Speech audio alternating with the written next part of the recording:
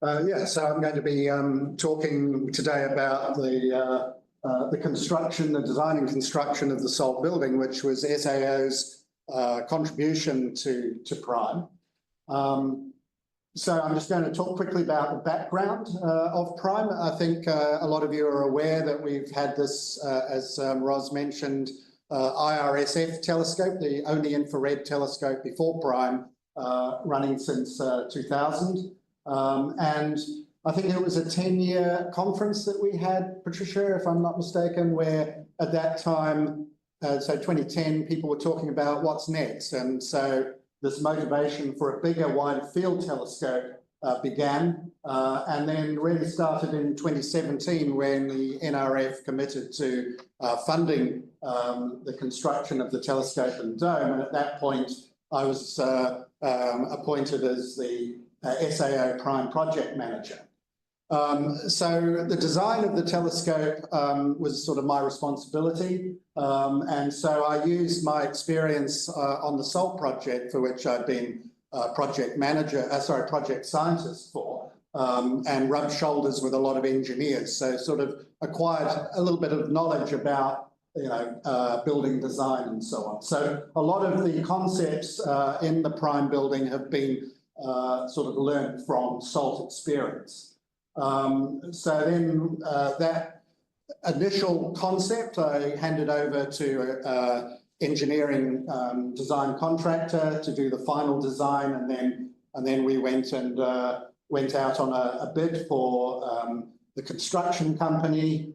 We appointed an experienced construction company, but the whole construction was delayed significantly because of COVID-19 and also because of poor supply chain management. The dome became decoupled from the project because of the depreciation of the rand. Since then, we couldn't afford within our budget to build both the building and the dome. So you heard from Taka that the dome was actually funded by Osaka. Anyway, I said that the design is sort of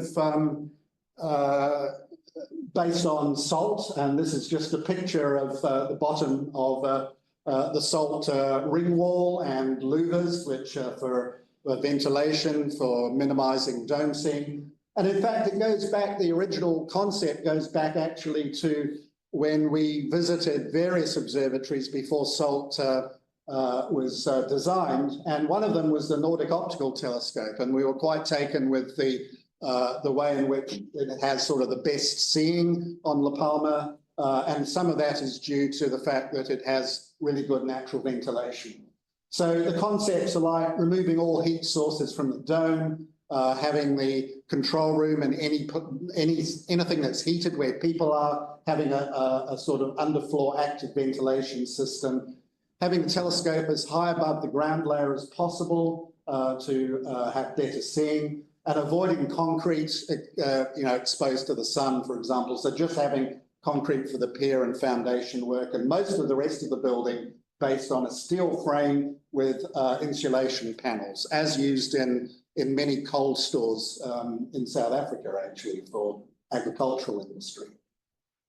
So this little sketch on the right was my original concept of what the design should look like. At that time, I was hoping to have a pier as high as 8 meters, which is the same height as the SALT pier.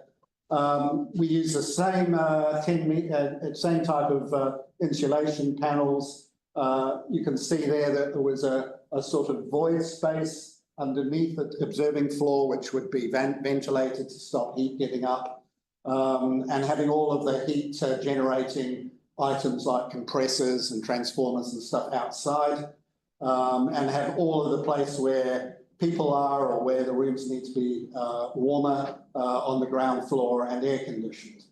So anyway, this design was handed over to this company called Kunu, who were the project design engineers, and this is how it was eventually translated, that concept I just showed you, the sketch, into the actual final design.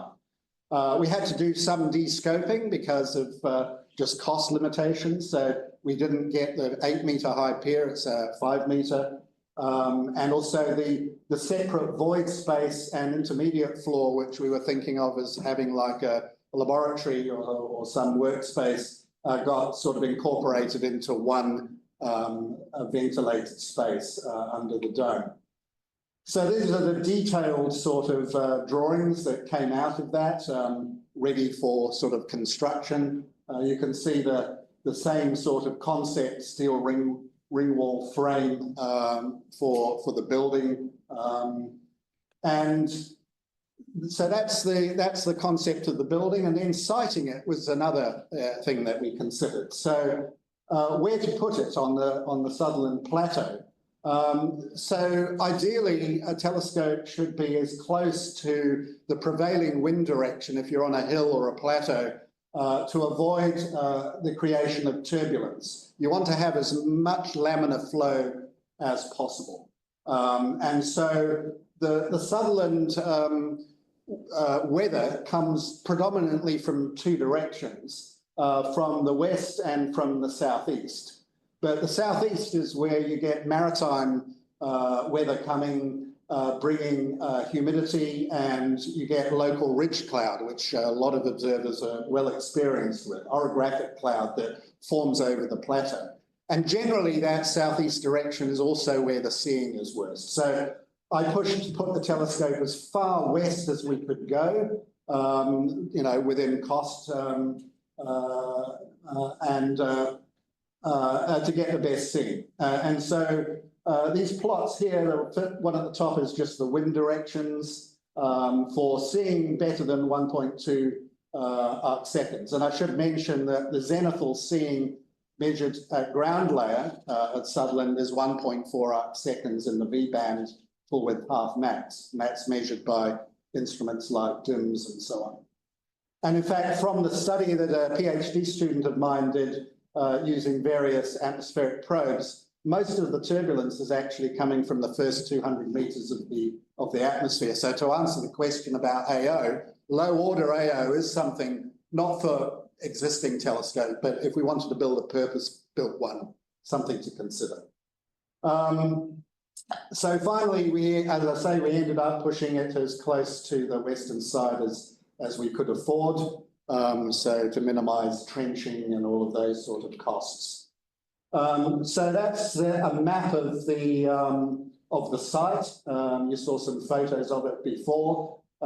So you can see there where we considered two possible sites, but we ended up with the one that is in that plot, and it's updated here. So that's where Prime is. As you can see, it's as far to the west, north is to the right here, as we could go. It's close to an access road, and we can connect into existing trenches for power and data, although we had to dig one for water.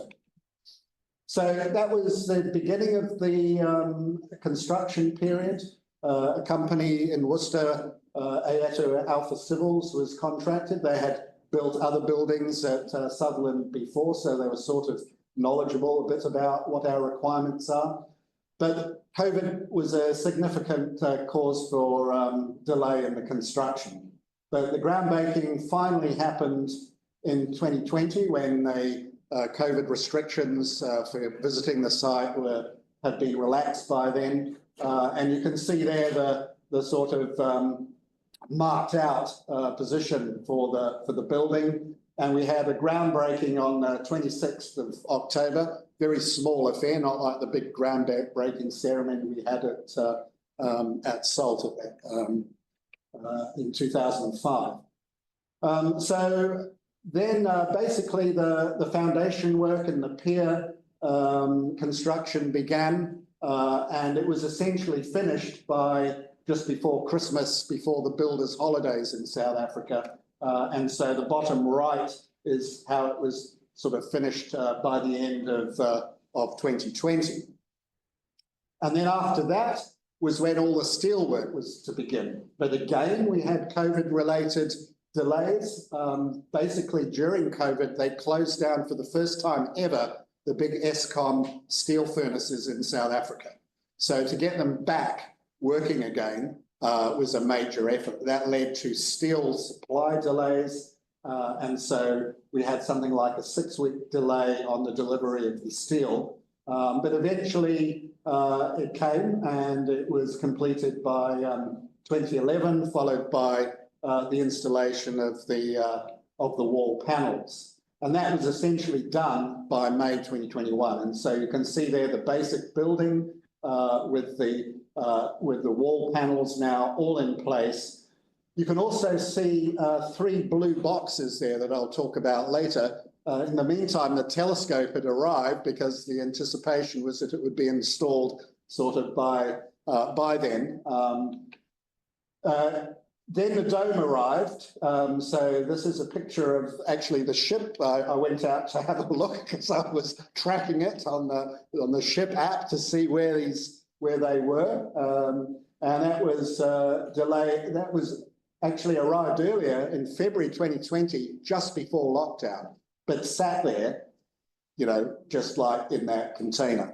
And you can see that's all of the deconstructed dome. And as Taka said, the original idea was the ash dome engineer would come out and take responsibility for installation of it.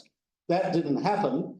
So we had to find a local person to do this. And we had the good offices of Willy Kurtz, who at that time was a technician working here at the observatory with a wide range of experience in buildings and so on. He was involved in the Atlas building and dome recently, and assisted by a little company. They basically assembled the dome on site, which was very challenging because, as Willie said, they only finished half of it on one day, and the next day in the middle of the night at 4 o'clock, the wind picked up and he was really worried and went up the next morning to see some of the panels had buckled.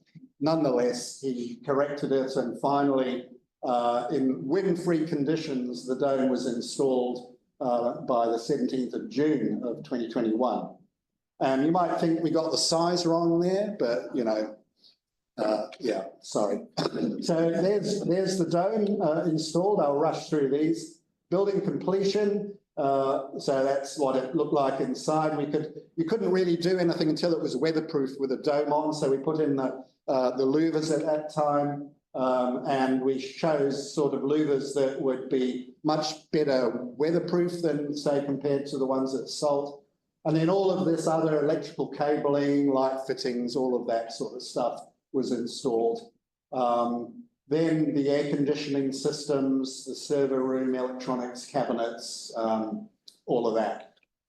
So finally, the building was sort of finished by the 10th of December 21, and this is when we had the official handover with the director at that time, Petri Väisänen, and the 2 main contractors at the end of 2021. And the idea was the telescope would then be installed. We also did a few extra things like, you know, putting in some weatherproof enclosures for outside equipment, putting in important kitchen stuff and a coffee machine, and a sofa.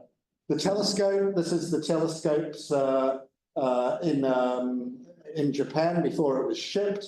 Again, I tracked the ship and I saw it from my house actually on the horizon there as it went by. And so that was then began to be, well, it was planned for early 2022, but unfortunately another COVID-related thing was the discovery of the Omicron virus, discovered by South Africa and blamed on South Africa, but that was not actually factual. Nonetheless, they had to cancel their visit literally days before they were due to come out, and that led to a 7-month delay in the installation of the telescope.